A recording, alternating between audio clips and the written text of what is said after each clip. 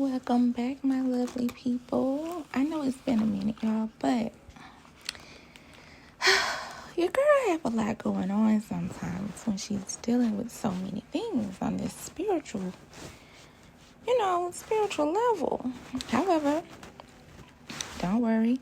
I am back with another little short video, okay? We're going to pick up where we left off, and we were talking about the 3-column chart. All right, this is the chart. So, the 3-column chart is exploring your triple vision.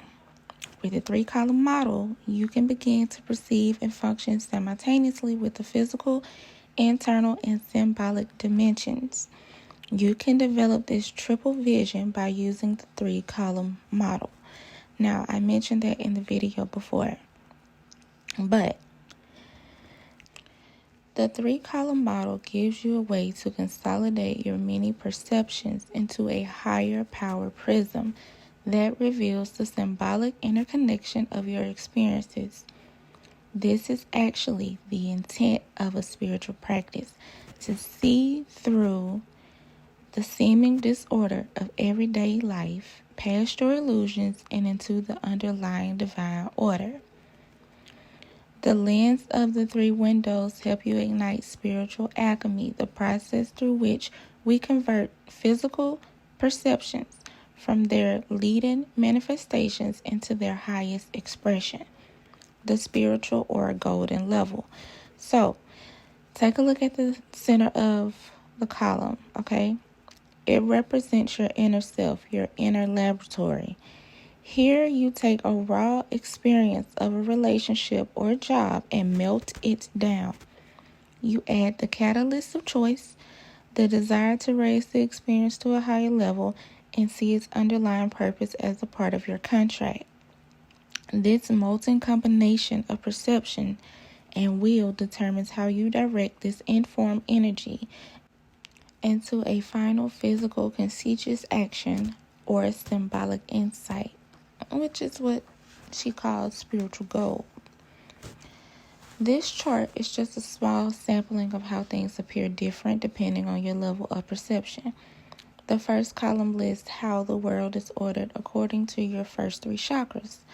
The second column presents the fluid perceptions of chakras 4 through 7.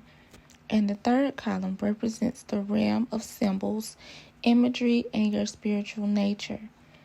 What looks to be an ordinary relationship in your physical world might well be highly significant when seen from an archetypal perspective. We are all under divine observation. Our motivations are under the looking glass even more than our choices or actions themselves. With the 3 dimensions of perception, you can consciously work with your choices as a spiritual art form, aiming to transform them into gold. The consequences of your actions will exceed this lifetime. To start working with your own perceptions in order to turn them into gold, draw a 3-column model in your journal and list all 8 chakras. Then proceed the following exercise that I'm about to tell you about. So, for those of you who are interested, the exercise is walking through the columns, okay? Working with your chakras can help you work with your archetypes. So if you want to bring awareness to your chakras, use 3-column model. This is an exercise that can help you. If you want to skip, that's fine. If you're still behind in deciding your family of 12, that's fine as well. This video will be here when you get to it, okay? In this exercise, you will focus on one of the 4 survival archetypes because its role in your life is more than likely obvious. Everyone can identify a situation or an event that's linked to the main 4. You may choose. So, for example, if you choose the saboteur, because you feel that you have blown an opportunity to follow a dream. Perhaps you decided, without even giving the dream a chance, that this financial risk was too great. Your intention in doing this exercise is to understand yourself and the motivations behind the choices you make. You are looking for insights on what has happened, about what has disempowered you in the past, as well as what has empowered you. You are going to identify your weaknesses along with your strengths, talents, and spiritual qualities. It is important for you to know where you need to do more inner work, as it is to know where you have made spiritual progress. So, choose one situation or event in which you can see an obvious connection to one of your 4 survival archetypes. Then choose a person who played a central role in the situation you choose to examine. Someone with whom you can imagine having a contract. If you choose a situation related to the prostitute, for example, then the person might be someone who suggested a business activity that could compromise your ethics or your partner in an unhappy relationship in which you remain for reasons other than love. In examining your own situation or relationship in the light of the archetype you chose, look for ways to use the archetype's positive energies to gain insight into the problem. Beginning with the first chakra, list the information or answer the questions as instructed for each chakra. Remember that you are evaluating the patterns of only that one archetype and situation that you choose for this exercise. Reviewing the first chakra, look for ways in which the archetype you've chosen relates to the situation you are exploring through issues of family loyalty, tribal or group identity, superstitions that control you, social values and attitudes based on class and ethnicity. For example, your family might project onto you their expectations of what your occupation should be or what you should pursue based on traditional jobs within your own ethnic group or traditions. Tribal values may also dictate who your family feels is an appropriate life partner for you. So here are the questions. Why do I have unfinished business with this situation? You're going to list all the reasons that come to you. What positive first chakra strengths served me or continue to serve me as I deal with this memory?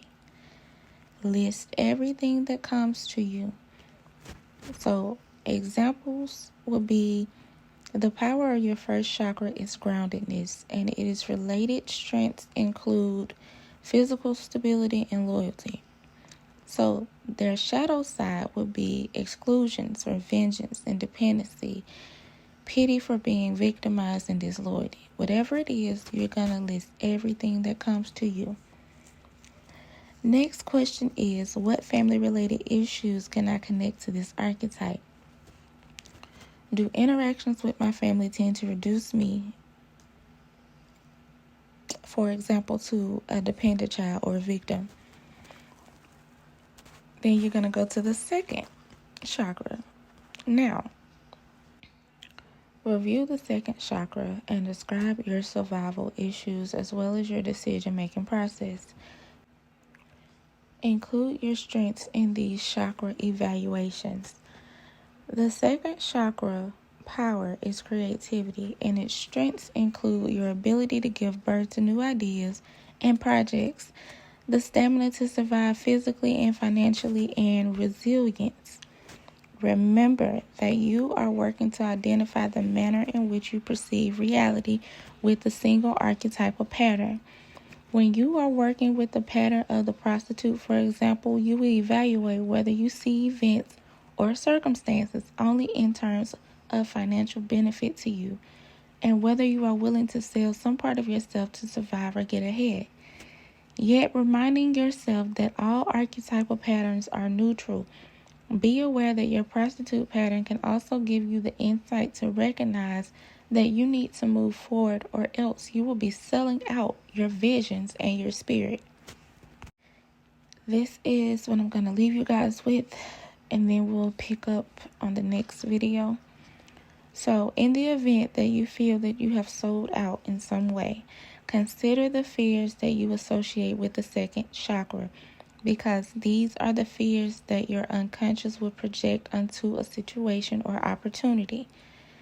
If you fear the loss of financial capital, for instance, then anytime a person presents you with an opportunity to invest in a dream, the lens of that fear will automatically cover your eyes, and all you will see is failure, excluding any possibility of success. The point is always to keep your attention on identifying the way you see the world through this archetype. Then ask yourself, how can you work through the fears and limitations that prevent you from living up to your potential life? So the questions for this is, what positive second chakra strengths do I have, and how have they served me in this situation or relationship? What are their shadow sides? What control issues do I have? Are they connected specifically to the prostitute? And I'm just using the prostitute for instance because remember, you're going to be using your 4 main archetype patterns to start this, okay? So for example, do you control people with money, or are you controlled by money? The next question is, have I ever felt that I sold out my integrity or my opinions for the sake of physical security? Would I be somewhere else today doing something else if I weren't afraid of not surviving in the physical world? So, because I am limited in speech at the moment, and I am dealing with attention, we are going to stop here. On the next video, I will move on to the 3rd chakra, the 4th, the 5th, 6th, and the 7th.